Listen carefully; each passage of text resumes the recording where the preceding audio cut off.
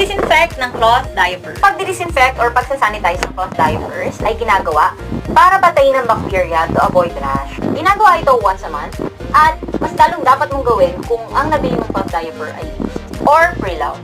Maraming ginagamit na pag-disinfect ng cloth diapers pero ang pinaka-common ay bleach. Pero importante na we do this properly kasi maaari itong makasira sa cloth diapers. Paano ba mag-disinfect? Always start disinfecting with clean diapers. So, dapat nalabahan at napatuyo muna ang mga diaper. Isang pail of water, maglagay ng 1 cup of bleach. Yung takip ng bleach na ginagamit natin. Ganun lang kakonti. Tapos, haluin ito ng mabuti.